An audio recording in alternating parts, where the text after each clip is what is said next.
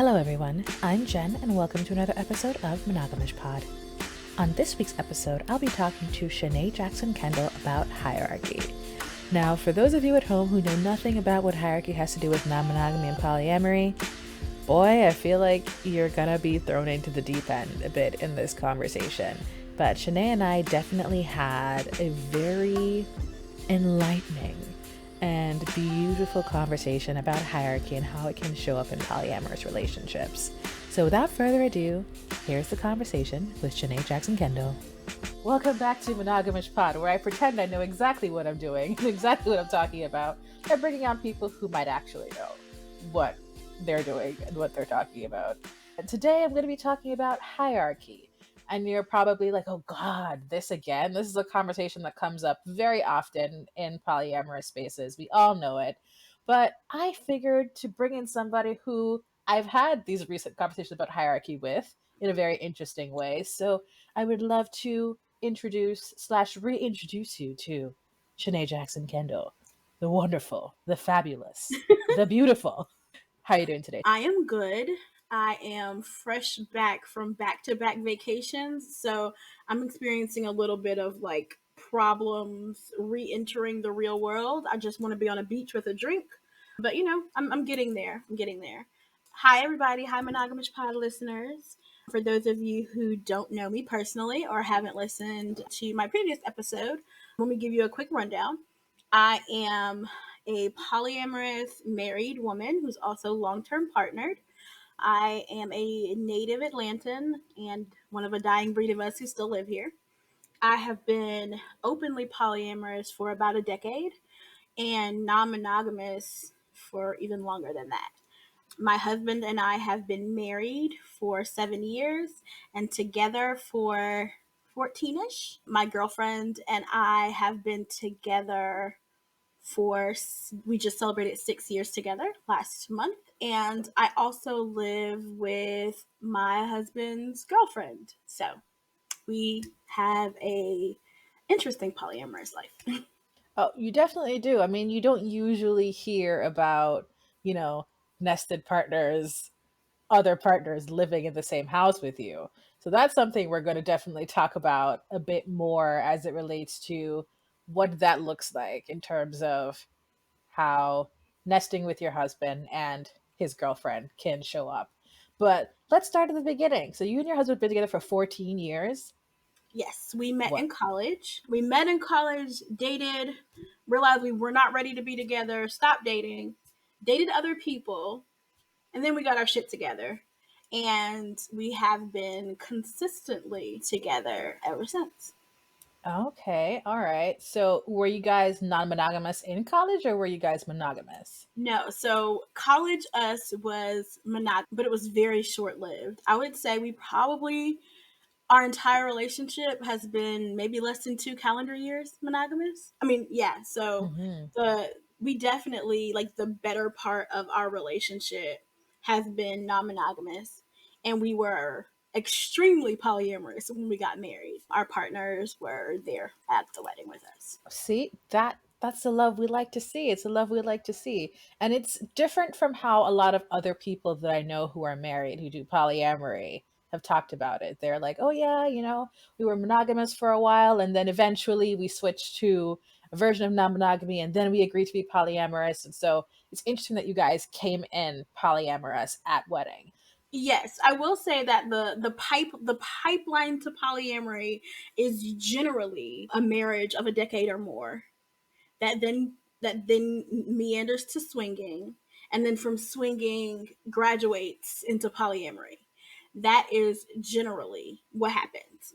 And my story is very different, and I think that colors both my experiences and my outcomes, because I Mm-hmm. think I don't have the same monogamous expectations to release that some married people do. So no, it's there. I mean, I have other challenges, but I don't Yeah. have that particular one.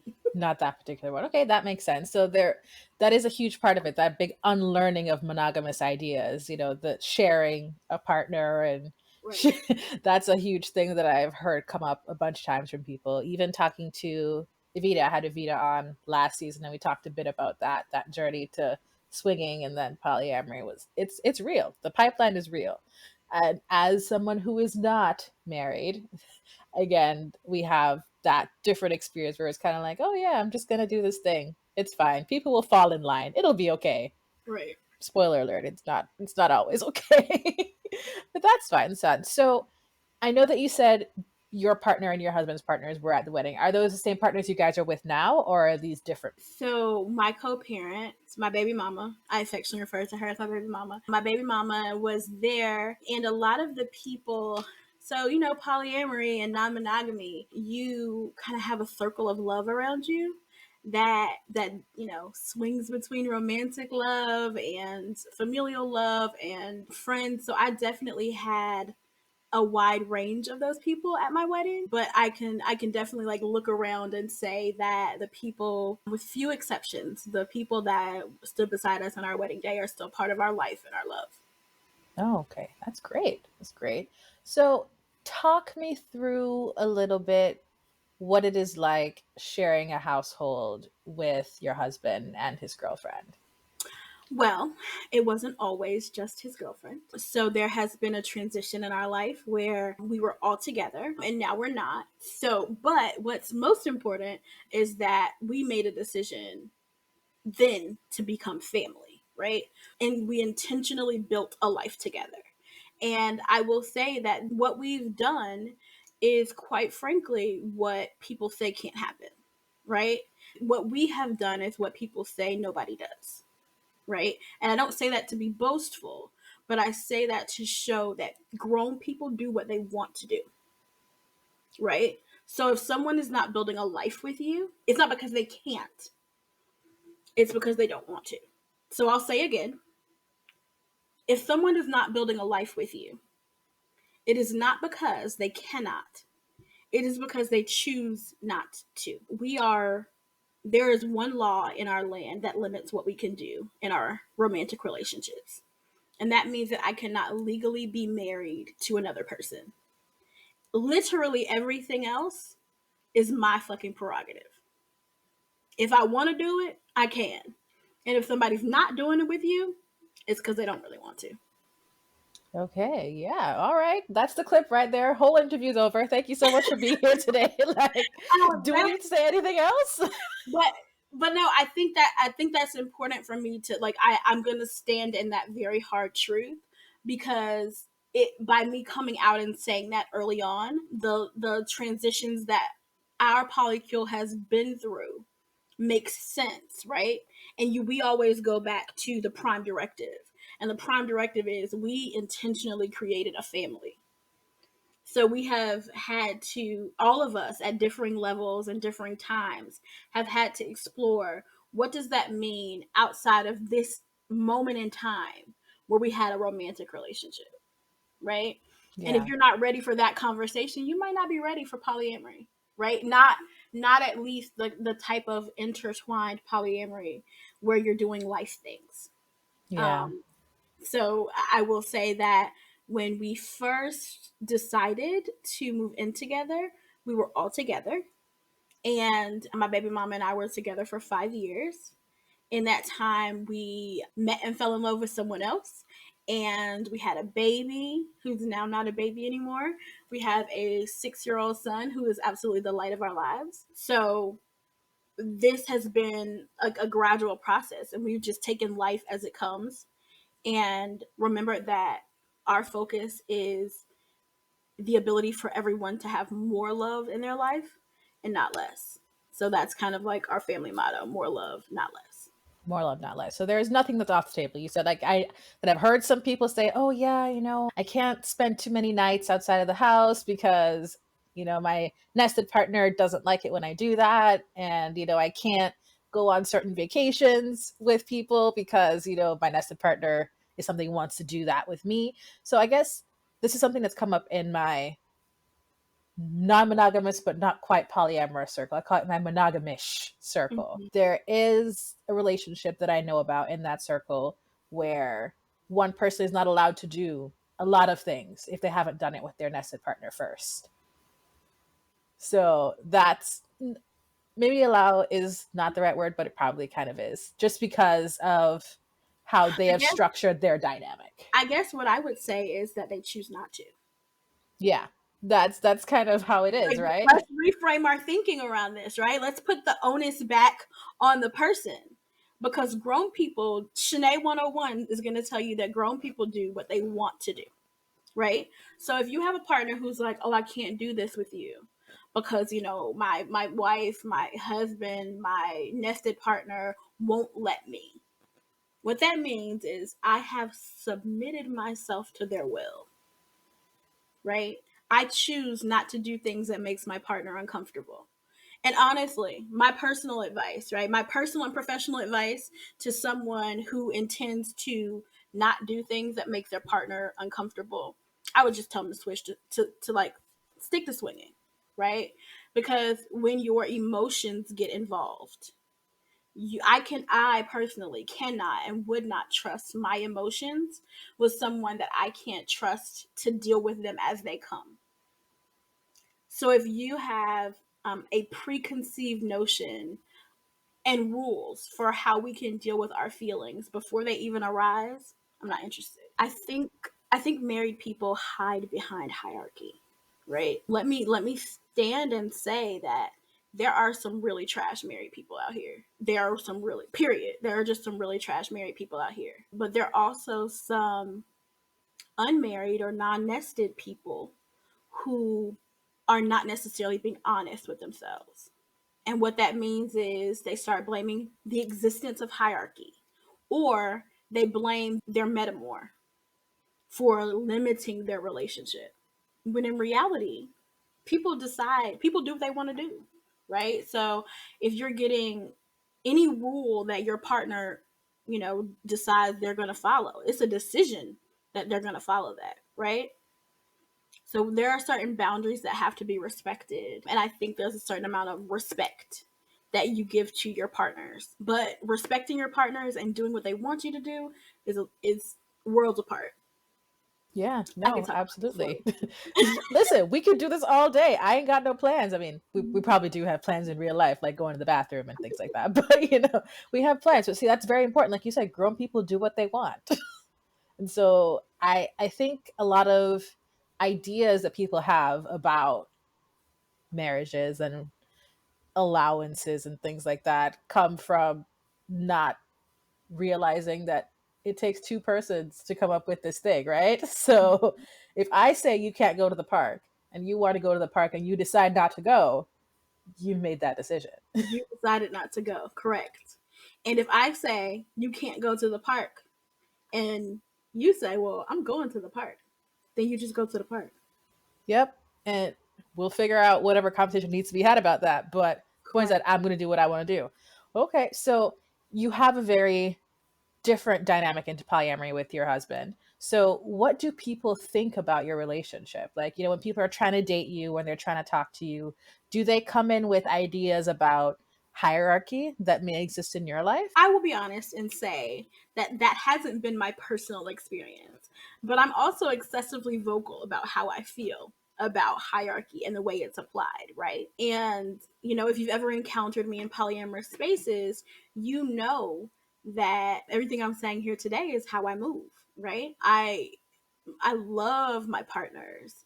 I love my child. I love my responsibilities and the life that we've built together. But if I love you, then I'll also make time, space, and opportunities for us. Right. So, one of the things that I say that to differentiate the way my marriage, and my relationships work, anybody that I meet today has absolutely the same access to me as anybody on day one. Right. So, the only thing that's off the table, quote unquote, because divorce is still a thing, right? The only thing that's off the table is that I can only be legally married to one person at one time. Anything else that I may want to do with a partner at a natural time that I may want to do it, I can do, right? So, did I move in with my husband a week into dating? I did not. But, after 5 years together, we decided, okay, I'd like to make this a long-term lifetime thing. Okay, that makes sense, right? So, I'm open to commingling, intertwining my life with partners to the extent that we both desire and make sense for us, right? Everybody you meet is not going to be somebody that you want to share a bank account with. But if I meet somebody tomorrow that I do want all these things with, that's absolutely something that I'm willing and able to do. I mean, I have a partner that I've been with for 6 years, and that relationship looks drastically different from the people that I'm currently dating, right? There's a whole bigger level of intertwining in our lives and in our families and the day to day that is available to anybody who I might encounter. I hope that makes sense. Yeah, no, that makes sense. That makes sense. Like nothing is off the table. Whatever you and your partners desire to do can be done as long as it doesn't require, legally marrying more than one person at once. Right. Okay, so if there was a time, this is sidebar, but if there was a time where you could legally marry more than one person, is that something that you would be open to doing? You know, I would. I don't see any reason not to, right? I'm not sure that I'm not sure I would feel the need to, if that makes any sense, because I've already done the whole work of like building a life absent a marriage license. I know what that looks like. I've done it. But I mean, if it was something, if I could and it mattered to my partner, sure, why not? I look dope as fucking wedding dresses. She does. I've seen the wedding photos. Listen, my Instagram, they're there. I was pretty. I was a pretty bride. I could be a pretty bride again. Okay, all right. And so we talked about your beautiful son. You have, a child. He's wonderful. He Seems is. super edited. Like I look at his pictures on Instagram. I'm like, oh, like, Yeah, like he's the light of our lives. He has four parents, and and he's the only grandchild on two sides of our family. So yeah, he has a good life. That's a he's very living his best diplomatic way life. to put it. Absolutely. Okay, And so being a mhm. parent, right, creates responsibilities in my life. But those responsibilities are to my child, right? So a lot of times I think people hide behind the responsibilities that come with being an adult, right? And try to make it seem like it's about a romantic relationship. But no matter what, everybody, single people, nested people, married people, everybody has to make sure their bills are paid and make sure they handle their responsibilities, whatever those responsibilities may be, right? So, for instance, my responsibilities as one of four on a parenting team look drastically different from the responsibilities that maybe somebody on a parenting team of two might look like. But my responsibilities as a mother of a 6-year old might also look drastically different from the mother of a 6-month old or someone who's caring for an elderly parent, right? So, we all have shit to do, period. And we're all responsible for managing our shit and knowing our bandwidth to handle relationships, right? So my bandwidth to handle relationships is not just the function of how many partners I have or how much time they require, but it's also a function of what do I do for work? How much time does that take? How much time do I need to recharge my own social battery, right? So people's bandwidth is very unique and specific to them, and it's not stagnant, right? It just, what's going on in your life affects it. So I think a lot of times people pigeonhole this idea that married people's availability is blank and single people's availability is blank. And I think that's patently untrue. I think that if you are Mhm. interested in getting to know someone or any kind of relationship with someone, even a platonic friendship, there's a bit of getting to know them and finding out like what space, what's the Venn diagram of where your desire to interact and my desire to interact meet, and can we be happy in that space? Facts. I think when people talk about polysaturation a lot, which of course, some people are like, "Oh, if I'm just saturated." I'm like, doesn't saturated mean that you have enough? That you're not like over? I have heard some people use polysaturation to refer to like, "Oh, I'm overbooked with Right. partners." I'm like, no, No, it means that I think it means you're good. yeah, like this is the level I'm at. Am I good? Right. And like you said, that also includes taking care of your real world shit, bills, job, family situations, friends, how you interact and socialize with other people in the world and not just your romantic partners. And I'm only using the word romantic partners in this particular context because we're talking about romance a little bit. So, not because I don't think aromantic people can't have polyamorous relationships, Right. because But we're that's talking true. about me. We're talking And about Chanee. So, right. yeah. So, just wanted to clarify. I Big know some people caveat for say that. everybody listening. Yeah. Chanee is a lover of romance. She Oh, wants the I'm a romance. big freaking romantic. Even Okay. though don't tell like you don't want to ruin my street cred, but like Yeah. it happens A little sometimes. bit. It happens. It happens. So, when we talk about, obligations to your child, like you said, you're a parent, you have one of four out of those parents. So, what does a typical day of managing a 6 year old with a parenting quad look like? So I'm not a stay at home mom per se, but I do work at home, and I am the person for whom work is most fluid. So two of four of us work here at home, and two of us go out to work, right? So I am the kid is sick, the kid has a doctor's appointment, the kid needs to be picked up from school. I am the person who catches whatever may fall through the cracks, right? But we all have a very important role to play in our child's daily life. And because there are four of us, it gives me the flexibility to check out when I need to. It gives us all the flexibility to check out when I need to, right? So, for instance, I spent Sunday through Wednesday on the beach with my sisters this week. And so that's something that would take a lot of shuffling maybe to happen in a two-person parenting situation, that for us everyone's able to kind of just adjust what they do a little bit, and we can make it work. So I know that I sit in a place of parenting privilege simply because there's more of us, right? But I also will remind everybody that we did that by design. It wasn't accidental. We looked at the responsibilities of parenting and we're like, well, damn, this might be easier if it was more of us, right? It might be less financial strain. It might be less emotional strain. It might allow for more rest. It may enrich the life of our child, right? So these are things that we took into consideration when making choices. So I think a lot of times I'm going to get a little geeky for a second, and I'll just say, like, I'm going to introduce the idea of a locus of control, right? I don't know if you're familiar with the concept, but some people have an internal locus of control, which means I control what happens in my life. That means that I do life. Some people have an external locus of control, which essentially means that life happens to me. I would say that for the practice of polyamory specifically, adapting the idea of an internal locus of control is very important if you want to be happy and fulfilled in your polyamorous life, because we have to reject so many societal norms Mm-hmm. in order to truly be happy, right? So we have to do this thing where you're like, it's not about what society says I should be doing. It's about what makes sense for my life, right? What makes the people in my life happy and fulfilled and taken care of. And do that. And like fuck what, anybody else may think or feel about it, but let's do what works for us. I left behind caring about what other people think so long ago.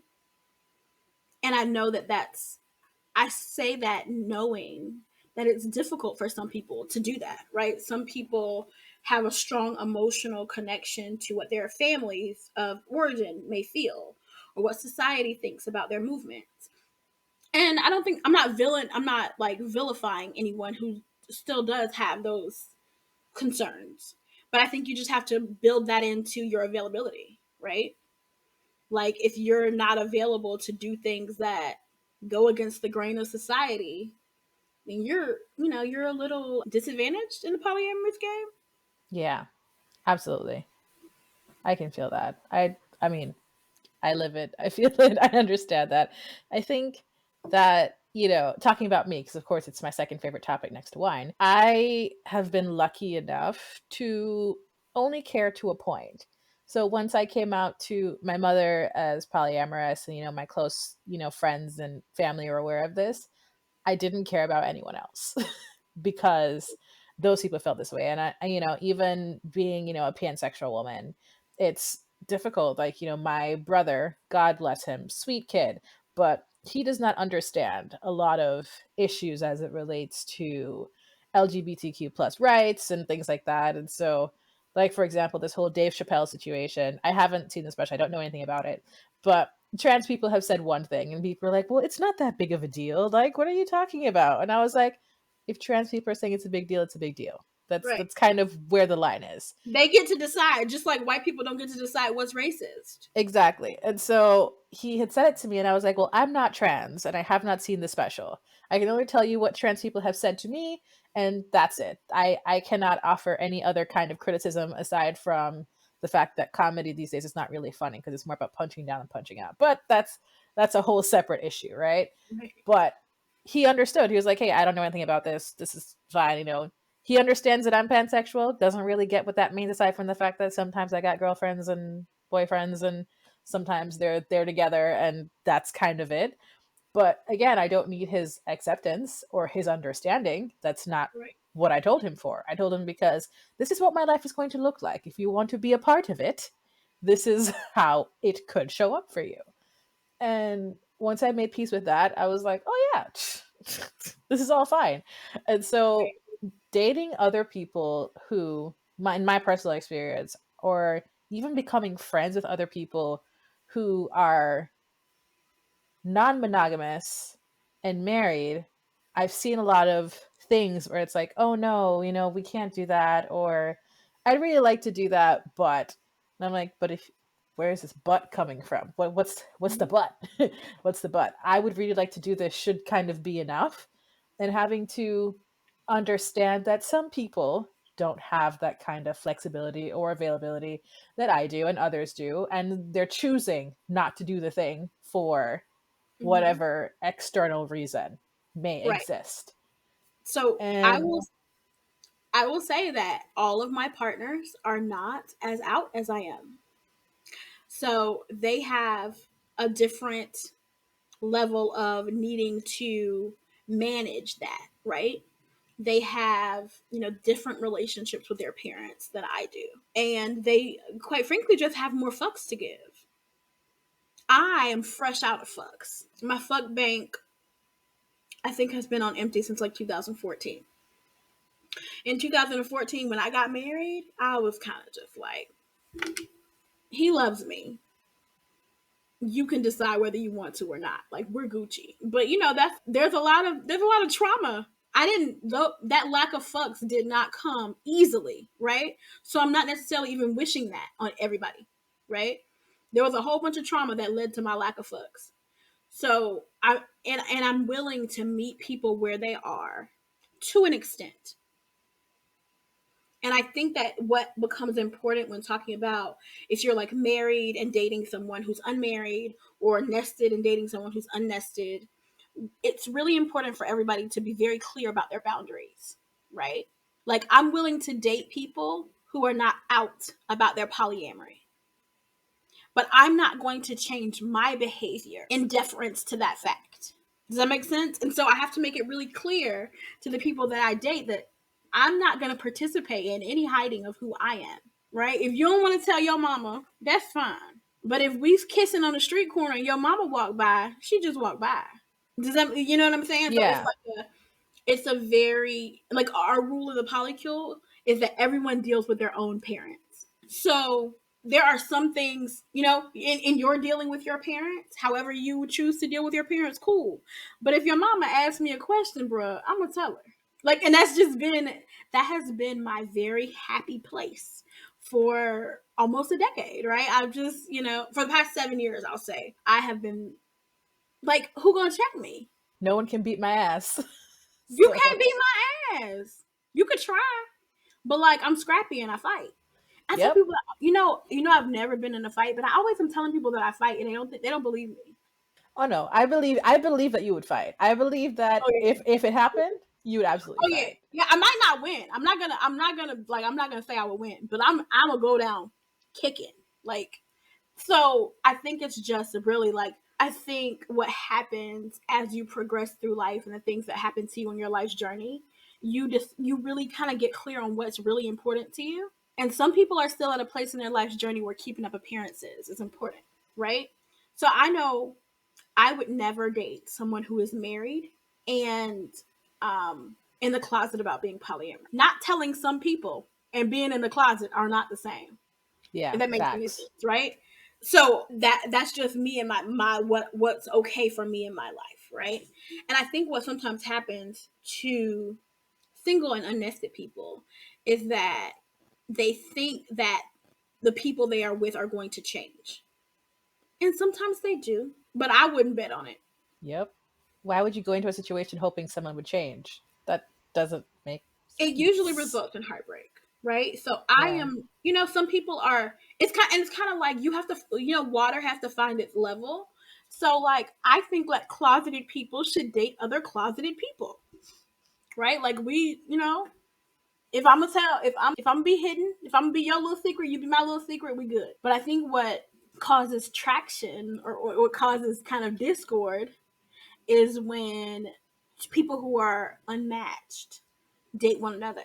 And what happens, so I am very pragmatic at the beginning of relationships. All right, I'm not gonna lie. I'm about to put y'all up on game, right? I have only been in one polyamorous relationship that lasted less than a year. And here's how I do it. I tackle the hard shit first. And by that I mean I have all the hard conversations in the first 6 months. We get through the hard shit. We talk about whether you're out. We talk about the level of entanglement that you want. I ask very explicit conversations. Can I come to Thanksgiving? When we talk, my personal aesthetic is that I begin things as I intend to continue them, right? So if you're somebody that I'm actually genuinely interested in, I'm going to take the time before I put any kind of title on our relationship. I'm going to take the time to really get to know you, and we're going to talk through the hard questions, right? So maybe we're having hard questions for a year, but maybe the next 5 years are relatively smooth sailing, right? I'd rather do the hard stuff first. Because what I don't want to do is get my heart all involved, fall madly in love with you, and a year in realize that I'll never celebrate a holiday with you. And I think one of the reasons that that happens to poly people is that they're chasing the good feeling. Yep. Do you know what I mean? Oh yeah. I mean NRE is okay. That could have your head acting all crazy. Ways you didn't even know were possible. Listen, so you know how people have reputations in the polyamorous community, Yeah. and you know how like you have to like really stand up and say, what reputation might I have that is accurate? So if anybody tells you that Chanee is an NRE killer, guilty as motherfucking charged. Because my heart is very okay. Again, another secret. Y'all, I'm a big softie. Like when I love people, I love them and I don't really stop loving them. So if I let my heart get there, I want it to be safe. And I think what happens, especially when dealing with hierarchy, this perception of hierarchy and the reality of hierarchy, sometimes it's worse than you thought and sometimes it's better than you thought, right? So I'm not here to say like, and I'm gonna be honest, the level of integration that exists in my life is very rare, but it's not impossible. If everybody involved wants it, it absolutely can be done. It's not often done, but I think that that's part of my personal mission to like to stand here and say like no, we're not perfect, and no, this shit is not always fun, and sometimes it fucking sucks. But it's also the life that I've chosen, right? Like I think it's funny how people who are like it's funny how monogamous marriages can go through difficulties, right? And everybody accepts that that's just gonna happen. But 75% of poly people run at the first sign of trouble. And for a lot of people, that's the way their hierarchy manifests. They're only willing to do the hard work for their legal union, and everything else is just supposed to be fun and games. And so I wrote this poem that I will not, of course, share, but one of the lines in it is that we make vacations out of people. And a lot of married people make vacations out of people. So what happens is they think that their partner that they're not married to or they're not nested with are good time girls. And you're supposed to be happy all the time. You're supposed to want sex all the time. You're not supposed to require any emotional, financial, or logistical support. And that's just fucked up. That's period. It's just fucked up. So, what I try to present to the people who are interested in me is that what you have available to you is a real life partner, right? Your mama's sick. Where we gotta go to take care of your mama. You know, your best friend is having a baby shower. Like my girlfriend and I spent our 6th anniversary slaving over a baby shower for her best friend. And you wanna know why we did that? It's because that's what partners do, right? When you have a partner, they do life shit with you. And Mm-hmm. so those are the kinds of relationships that appeal to me for the most part. I mean, of course, you know what I'm saying? If you're trying to be my sneaky link and you find enough, it can happen, right? But I'm also going to be very clear and upfront about what the benefit package associated with that position is. But if you're actually trying to partner with me, I'm not going to be out here calling somebody my partner and you can't meet my mama. You know? Like my mama and my partners, big freaking eye roll. I talked to your mama today and she told me X, Y, and Z. Really? Because I ain't talked to her in 3 days. Okay. That's what we doing? You know what I mean? Like, I think that what happens a lot of times is people, they want this fantasy of a person instead of the reality of a person. Very true. Very true. Like, I mean, you have not said nothing but the truth right now. And You don't often find married people who want to accept the truth about our group, right? I will say that personally, I want to be judged based on my lived experience, right? So when people are dealing with me on a personal level, I want them to see the type of relationship that I have with my non-nested partner and see what's available, right? Like, this is how I move. But I also am going to be honest and say that I also see what is happening. And I completely understand and I'm also reluctant to date most married people. Like just keeping it mm-hmm, 100 as a unit and as a group, it ain't good, right? And mm-hmm. I don't feel the need to defend myself because my life and track record speaks for itself. But I think that in general, everyone kind of has a role to play in doing better for our community. Married people need to be honest about what they have to offer. Unmarried people need to be honest about what they're willing to accept. And I think what happens is that both people just want to be in a relationship so bad that they both lie. Yeah, it's me. I've lied. Yeah. Yeah. So what happens is, and honestly, and I won't, I mean, I'm here to keep it real, right? This particular situation has caused a lot of conflict in my relationship with my partners because I've been told I ask too many questions and I want to know too much up front. Does that make sense? Like what happens is like let's say you meet somebody and you're going like by the second or third date, I want to know some stuff, right? Like I want to Yeah. know like how do they actually poly, right? Do they have actual lived experience in polyamorous relationships or is this a new thing for them? And then let's kick the can down the road a bit, right? What might y'all's relationship look like in a year? These are the kinds of questions I ask, and I do that for the security of my heart. And in my old age, quote unquote, I have come to appreciate that everyone's not me and that everyone is not going to approach polyamory the same way that I do. But I say this with no hubris and no arrogance. Can't argue with results. That's it. You cannot argue with results. You said you've only had what one polyamorous relationship last shorter than a year. Mm-hmm. If that ain't I, results, I don't know what it is. I have one ex who I could not call and invite over for a drink right now. And honestly, I would invite them and welcome them. They probably wouldn't come. But do you get what I'm saying? Like Yeah. I maintain positive relationships with the people that I choose to be in my life. Matter of fact, I could probably request and get sexual favors from all of my exes if we're gonna keep it funky. But like I try to pick good people to be in my life and allow the place that they occupy in my life to change as we change. Yeah. And so I think what happens, especially when you're like getting back to the idea and topic of hierarchy, is that people are very like pigeonholed on exactly like you are my girlfriend and this is what being my girlfriend means. When in reality, it's like, you know how there's like general screening for a company and then Yeah. there's more specific screening for the particular job that you want? Yep. That's kind of how I do it. I'm like, there's general screening to be in my life, period. There's like a certain amount of like reliability and like Mm-hmm. integrity that I need from people, whether you're trying to be my bestie or whether you're trying to be my business partner or whether you're trying to, smash. There's levels, right? And then we can talk about where you fit in. So I think what happens with prescribed hierarchy. So there are some people who are married and they're like, Mm-hmm.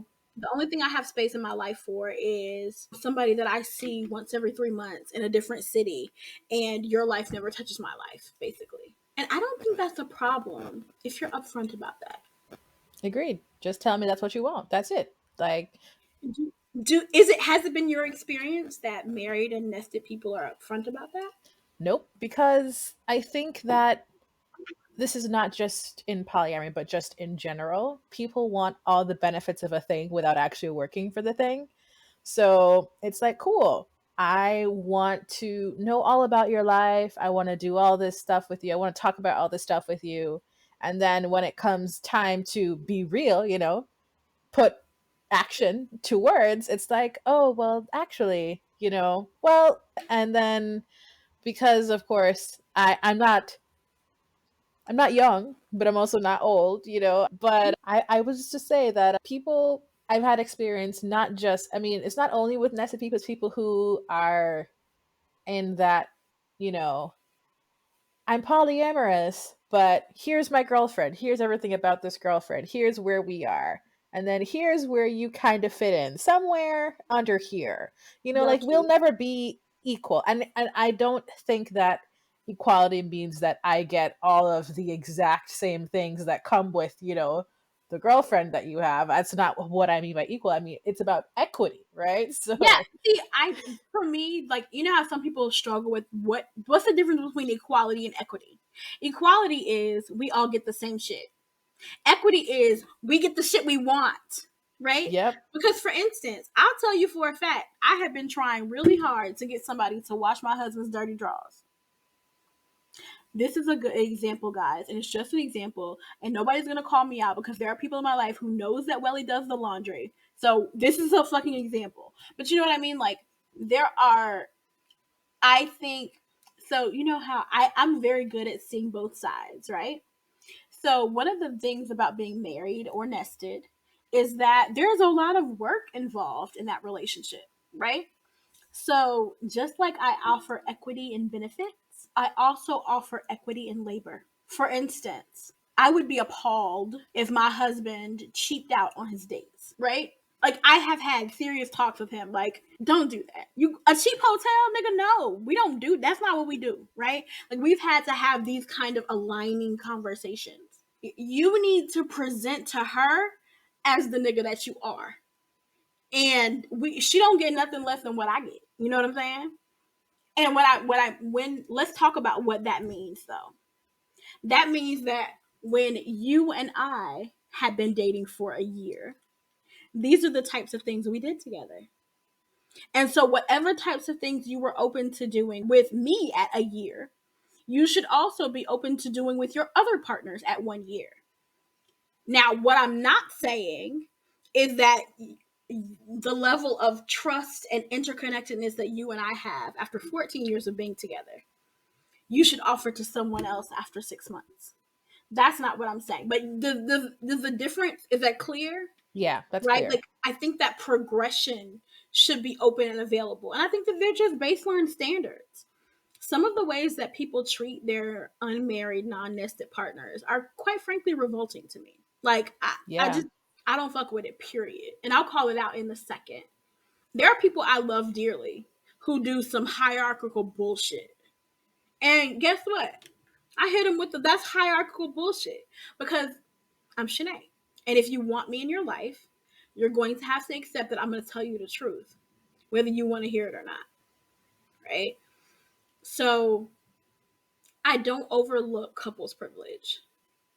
but I do challenge the trend in the polyamorous community to put everything on couples privilege and take Mm-hmm. away each person's individual responsibility to vet. Yep. Because It's people a, ain't asking the right questions. Jen, are you out here asking the right questions? Be honest. I mean, I wasn't always asking the right questions. And then the people I didn't ask the right questions of, I deliberately did that because I didn't care, if that makes sense. No, So for sure. it wasn't about, oh, this is someone I see as a long-term partner in my life. I was like, this person is here for a season. Does this really matter to me? Do I really care about these sorts of things? I have already, I already know it's not going to go to a certain place. And that's not because I have stopped it. It's just be like, we're cool, but we're not that cool. And Right. so I know. What kinds of questions are important to you? Like if you were dating like someone who was married or nested, what kinds of things do you want to know right out the gate? Oh, the first thing I want to know is, what does it look like when you and I have plans and they pull you to do something else that's not an emergency?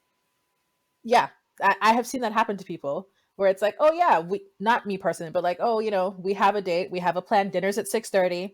All of a sudden at 6 o'clock, it's like, oh, can we reschedule because they need me to drive them somewhere. They ain't got taxis, Uber, you ain't got friends. Call I them Uber and like show ex- up. exactly. And so I have seen that happen. And so I talk about things like that. First thing, like if it is not an emergency, is this going to affect our time?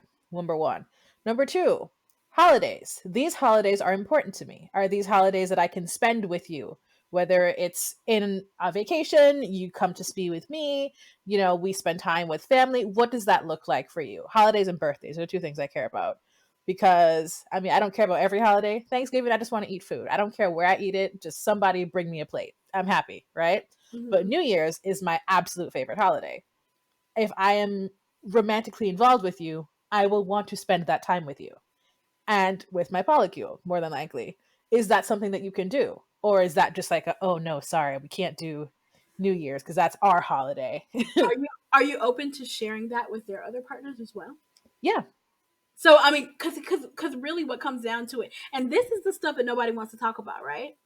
This is where Chanee's ideas about kitchen table polyamory really become very controversial, because what I will always say is that my partners are welcome where I am. Period. Full fucking stop. My partners are part of my package. So if you want me there, you're gonna get my partners there. Like for instance, my family. It's funny that you mentioned New Year's because my mother's side of the family, to whom I am very close, and when I say very close, I mean not just emotionally but also in physical distance. I live on a street where if you go 15 minutes in either direction, you run into all the homes in my mother's side of the family. We do a very, in non-panoramic times, we do a big brunch on New Year's Day. And my ass has strolled up in that bitch with five motherfuckers. Because we people don't my family don't even bat an eyelash no more. Shanae Ann's. And because my mom and my sisters and I are the people who plan and execute the brunch, it don't matter. It's gonna be me and the people that I bring are not necessarily my romantic partners, but who I'm fucking ain't your business.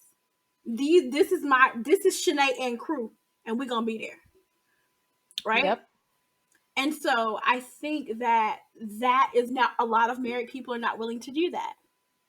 However, and a lot of single and unnested people are also not willing to do that.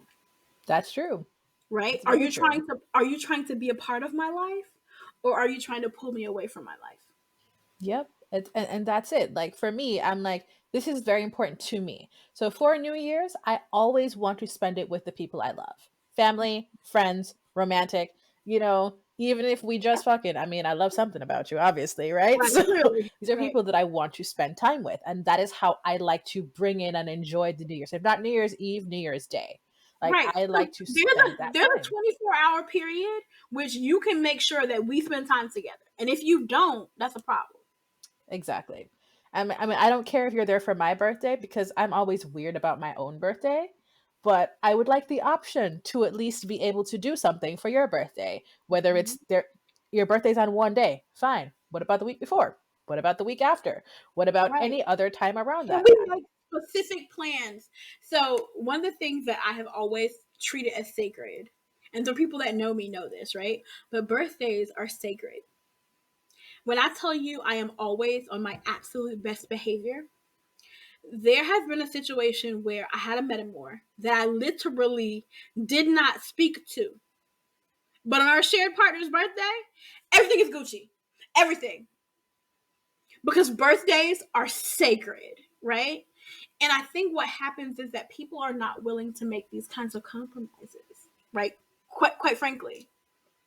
No, But they're for the not. people that I love, I am absolutely willing to compromise. Listen, you having a baby? We're gonna plan the baby shower together. Like, why you try to keep me out of the thing? That is just, but that's how I operate in my community. So in my polycule, my poly nest of people, of all relationships, this is how it is. Like, I'm not gonna be like, oh no, sorry, this is a me thing. I know you love them too, but I'm not gonna Right. put up walls like that. And it's not even about being kitchen table or parallel or whatever. I mean, I think that if I am going to call you my partner, if you have other partners, even if we don't talk, even if we are not friends, we should have a way to get a hold of each other if something were to happen to you. Right. So, Because real life is real life. And I think something I'm so passionate about is these like relationships that exist in bubbles. mhm, Cuz let me ask you a question. How many people just live in your phone? a lot, a lot. I have a Like lot of if phone you people. like even for think about you and I. Like think about how many different ways we're connected, right? So like if you deleted Facebook, I'm gonna tweet you. If you delete Twitter, I'm gonna text you. And if you delete all that shit and don't respond to my text, I'm gonna find Sham and I'm gonna track your ass down. Like period. You Exactly. know? Yeah, there's no way we could actually be separate from each other at this point. Right. So I think about that and I think about how many people's partners actually just live in their phone. Like for instance, and this is something I'm giving away free game. Like if you actually like think I'm beautiful, which I am, and are trying to holla, I will say this: if you don't have my address, I'm not taking you seriously. That's just a little game for anybody who is out there listening. If you don't know where I live, if you can't even send flowers if you wanted to, we're not even talking. I'm just gonna keep it 100. We're not talking because if you Mhm. live in my phone and I can delete an app and be rid of you, and so many polyamorous people's entire polyamorous lives, like what would it take for you to decide you didn't want to be poly anymore? Me Mm-hmm. personally, I is that really a choice? I don't know. Like, Some people can just wake up, leave Facebook groups, block a single person, and be going with their lives. I don't. These are the kind Hmm. of things I scan for, right? Because literally, I can't do it. I have an entire brand built around being black and polyamorous. My child, my partners, my Mhm. life. To me, for me, there's a certain security in knowing that. How much skin you got in this game? That's true. That's real. I mean, like I said, I'm polyamorous no matter what. And so Mhm. I can't imagine it only being that. Right. And I mean, obviously, it's a pandemic. Some people are not as comfortable traveling, so if you can't physically, be in the same place with someone right now due Mhm. to the corona, I understand. But like you said, you don't have any other way to access them. You've never sent them a present. Like, they never sent you something. There's no Let kind me tell of. you something. So when my baby and mama and I were first dating, and I will let me not tell you. Listen, if y'all think I'm all the way live at 34, 27-year-old Chanee was on some fucking bullshit. So when I told you I would get mad and not answer my phone, so also remember that like lesbians are fucking crazy, right? So Mhm. let's just go there. When I tell you she was like, I will show up at your house, right? That threat is real. That threat lives, like, she lives at the same house she threatened to show up at now, right? But like, that's real. That's so real. Can I even threaten? If I can't even threaten you to pull up, Listen, there was someone that I was dating before. I mean, we transitioned out of a romantic relationship into just purely platonic. And he had said something once, and I was like, listen, I know what side of the pillow you sleep on, okay? Do not fucking play with me. like, don't play with me. I'm Don't gonna play call with me. your mama. Like, I'm gonna call your mama. You playing? and he was like, all right, that's the end of that conversation. Thanks so much. And I was like, yeah, because you know it's true. Right. Like, That's all, folks. You gonna come in your office, and I'm gonna be sitting at your desk. yep. Like, come on. Wow. We really are crazy, but in the best way. In the best way. Right. Thank you. But these are things that are par for the course in monogamous relationships. Yep. How long do you date somebody monogamously and not know where they live? So on this topic of hierarchy, what I offer to each and every person to whom I am romantically involved, if you're gonna get exactly what you would get if it was just me and you, with a little extra, right? Like, I'm hoping that what I offer you is more love, and again, more love, not less, because that's not fair. I hope to be, in every single way, I hope to have more to offer you as a result of being polyamorous, as opposed to less to offer you. The only thing I can't offer you is legal marriage. And let me tell you, when you really start to think about the legal ramifications of marriage, that shit ain't that sweet. It is a lot. I could go to jail because of what he does. I'm not a ride or die like that. Like, I don't think you know this. Like, was that 21 question song that 50 Cent came out with years ago? I was like, are you crazy? Let me tell you something. $600 and a lawyer can fix a lot of problems. And that's the funny thing. It's what's so funny to me. Like, people act like people get divorced every day, dog. But people want to act like marriage is this impenetrable fortress when it ain't. Nope. Even in polyamory, people get divorced every day, B. So what really matters is the relationship. What have we built together? Not the title. Yep. I say that. Please don't clip that in a way that I don't mean, because I'm a title ass bitch. If you want me to be your girlfriend, make me your girlfriend. Period. Oh, yeah. I mean, I'm not going to post it But on Facebook, but I'm going to hold up and be like, oh, yeah. it's just, I think that what happens, I think that really the most important thing that I want to bring out about this whole idea of hierarchy is that people make assumptions instead of talking to people. You need to do two things. You need to talk to people, and you need to watch what they do. And people tend to do one or the other, but not both. Does that make It's sense? true. Yeah, it was that saying, if it walks like a duck, talks like a duck, and quacks like a duck, then it's a duck. It's, I mean, what are I the used chances to of it call not being a duck? I used to call somebody my duck instead of my boyfriend. Anyway, Well, long story short. But no, like, it's people are unwilling to have the hard conversations up front. And that's the best advice that I can offer. As a polyamorous vet, my best advice is to have the hard conversations up front. Because what do you have to lose? no is a complete sentence, and it's also not that bad. Like, Right.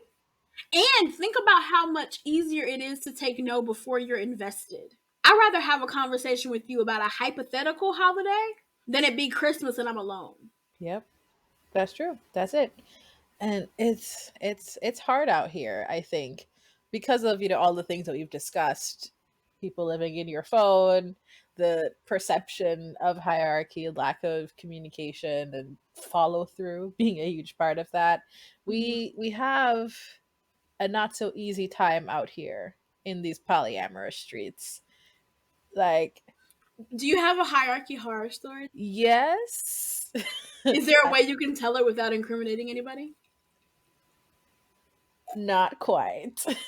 But I can talk around the thing. There was an event that Mhm. was planned, and it was a bunch of people going, and it was trying to get everyone together at the thing. It was not a sex event, guys. It was just like a regular ass event, okay? Regular ass event. And some people had to drop out for different reasons. And Mm-hmm. so I connected with someone to ask if they could help out with a particular element of the event. And it was like, oh, well, I have to check with X first. Okay, all right. But initially, you were going to do X anyway. And because the other person said they would do it, and then now they can't because of a thing, like it was going to be fine. And it was like, oh, Right. yeah, but now I still got to check with X. And so much of it is about the way that you set your life up, right? Right. Like my polycule, we have 4 adults and a child. And when I tell you we live and die by our calendar, listen, we pretty much have an unspoken 2 adults rule, which means that we operate on a base level of 2 adults. So if one adult has already said they're unavailable at this time, there's only opportunity for one other adult to be unavailable, right? We try to keep our child's life at a place where he has at least 2 parents available to him at all times. So if you look at the calendar and somebody is already out, it's not about, I got to check with them. Let me check my schedule. I'm not available, right? Like, I think so much of it is about ownership and positioning. I don't have to check with Mm-hmm. no nigga to see if I can do what I want to do. I got to check my fucking calendar because I'm an adult. I Yep. got to And check and see if my child is taken care of. And that ain't got shit to do with hierarchy. That's shit to do with me handling my business as a grown ass woman. yeah, that's what it is. It's just it's all that. And so I was talking to Remodeled Love. I think I mentioned that to you, of course, earlier. Mm-hmm. And someone had commented on one of their question things, the difference between being an afterthought and dating a busy partnered parent. Mm-hmm. And I was like, so many people are just creating afterthoughts as relationships. It's like, oh, well, I'm busy. I own my own business. I have, my kids, I have my wife, I have all the stuff, I have these other partners. And it's like, okay, so you've already told me that I don't fit in anywhere in Right. this list because everything that you have said tells me that you don't consider me to be a priority in any way.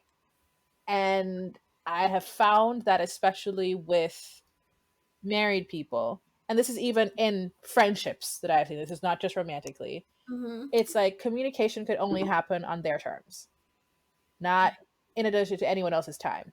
And I was talking to Remodel Love about that. I was like, it's so funny because I see, especially as, a single person, I ain't got no man, no girlfriend, or whatever, no kids. People always assume that I should be the one to be more flexible in a situation because I ain't got all that. And I don't have a traditional job. So I have to make myself available on your time. And that's not how that works. So I have recently started standing firm in those boundaries where I'm like, if I tell you I'm available at this time, this is the time. I'm not going to go back to my schedule and readjust it for you. This is the time. Right. So I have this thing, and this is going to sound weird, right? And a lot of people are going to balk at this, but you ain't my partner if I can't call you. I need to feel perfectly confident picking up the phone and dialing your phone number. And now that's not to say that I expect for you to answer every single freaking time I call you. But if I don't feel perfectly confident calling you unscheduled, we're not partners. We're not nothing, are we? Because I assume that you'll answer if you can. Like for instance, I'm a business owner. I'm a mom. I'm somebody's dom. I'm somebody's wife. But also, what most people know from me is that as a person, if you call my phone or text my phone, you're gonna hear back from me. I respond quickly, and if I don't respond quickly, it's an anomaly. I might even pick up the phone and tell you, "Hey, we're doing homework. You okay? You need me to step out? You get what I'm saying? There's a difference between, or I might text you and be like, "Baby, you okay? Do you need me to call you right back, or can Mm-hmm. I call you back after I finish bedtime?" Right? Like these are that's the difference between being somebody's partner and being somebody's side piece. And I will not be treated like a side piece under any circumstances. No, you're right. I Because want better. side pieces can't call. Side pieces gotta text or call on a pattern. Call you 3 times real quick. We're not gonna do that. Okay, that's a lot of work, by the way. Like, I that just seems like a lot. Sorry, like I have to call you Listen, I pattern. need I need my partners to understand that if you need me, you can call me. Period. No caveats because life doesn't happen in the caveats. No, it doesn't. You're absolutely right. And so I think the biggest criticism that I have for the married/nested community is that they're not genuinely available to partner with people in life. And so I screen for that. So you know how I asked you about horror stories, right? Yeah. Do you want to hear about like a surprise, like positive story? Yes. I always let's have some positive stories in this Okay. bitch. All right. So I'm gonna deal with this very delicately, and all with also the understanding that some people that listen to this know exactly who the fuck I'm talking about. But so there was a year, right? Chanee is a mermaid. Y'all know what a mermaid is? All right, so mermaid is a term that Evita, Amaris, and I actually like in the process of a conversation, we decided we were mermaids. And what a mermaid is a married woman who is also open to dating established couples. Mm. So I have a beautiful mermaid story, and my beautiful mermaid story centers around Thanksgiving and how Thanksgiving actually became a tradition with a married couple that I was dating. And one year we decided we're going to do Thanksgiving together. And when I say do Thanksgiving, I thought like, oh, you, your wife, and kids. Like I was involved with both parties, right? And I was like, okay, cool. What I didn't know was that their entire extended family was going to be at Thanksgiving. Grandpa, grandma, Mm. like their mother, their father, their sisters, their brothers. And so I have this beautiful memory of my family and their family sharing Thanksgiving. And what that has evolved into is that sometimes we have, I mean, of course, COVID makes everything weird, right? But pre COVID, even if we have our separate Thanksgivings, at some point on that day, we might have dinner separately and come together for drinks and cards at the end of the night, right? And that's something that has transcended our romantic relationship. So, but what I can say is that in the midst of our romantic relationship, I got to sit at your Thanksgiving table and meet your parents, right? And were we in a titled relationship at the time? We were not. But was that a beautiful memory that I can like carry forward? Absolutely. And so I think for me, what that has shown me is to ask questions and also be open to let people show you what really matters to them, right? Because at the end of the day, these people with whom I have come to share this holiday, if I call, you're going to answer. And if they call me, oh baby, whatever you need, we in there, right? That's how families are built. And so for a lot of people, one of my initial screening questions is, what's your end game? What are you trying to build? Are you looking for a good time? Or are you looking for a long term, lasting relationship wherein we can both support each other through whatever life brings? And I'm not knocking people who are not looking for that. I'm just saying that I'm looking for it and I found it. And so I want to encourage people who are also looking for that and say that it's a thing. It ain't always pretty and it ain't always neat, but it happens. Right? Because I think you talk about that a lot with your like not necessarily romantic polycule, right? That you can expect them to show up for you. Yep. Always. There's never a moment where I don't think that I could call them and they could show up for me. For example, just the other day, actually, that same one that I threatened about the side of the pillow thing, we're still cool. We're still in this thing together. And I had mentioned I was having a difficulty with something. And he was like, oh, okay, all right. So I'll just go here. He's in Jamaica, by the way. I'm in Florida right now with my dad visiting. And he was like, okay, well, I'll just go here and I'll have that stuff. And so FedEx works, right? And it was like, oh, I was just thinking. He was like, no, no, no, I got it. I'll take care of it. Don't worry Right. about it. And it's just that simple. It was never oh, well, it's going to be expensive or it's going to be, or I don't have time. It was like, It's gonna nope, be you time need consuming, this. right? Yeah. I can pick up this phone right now and call a man or woman who love me dearly, and anything I want or need will be at my doorstep in 10 minutes. Right? Like that's the kind of partnerships that I'm personally looking for. So I think that part of like again, polyamory always goes back to self-work, right? So the self-work is what are you looking for? And are you willing to be really honest about what you're looking for? And are you willing to give as good as you get? That Because part. so many married and nested people want the benefit. What did you say earlier? They want the benefit of a thing Yeah, without actually doing the thing. without actually doing the thing. I want to do the things. Whatever things you want to do, let's do them. I'm also a little bit crazy, a little bit. But I mean, how much of that is necessary in order to go against everything you know? Very. I think it's very necessary. You got to be a little bit off the wall in order to be able to live this life the way that you genuinely want it lived. Not the way it should be lived or could be lived, but the way that you want it lived. And I think Mm-hmm. that's also super important. Being, like you said, being honest with yourself about what exactly you want. What are you looking for? If your polyamory is just, listen, I'm down for NRE, I'm down for, just a lot of NRE over and over again, comment type shit, nothing too deep, nothing too serious, that's totally fine. Right. Be honest about that and do that. Don't lead people on a path that you are not willing to walk down with them. And I am saying this also to myself because I am that. Right. And No, I can be honest about my own failures here. right. Yeah, We need the reminder, right? Be honest about what you have available. And I think that's the best message that we can give to everybody. You can do the self work to know not just what you want, but also what you can offer.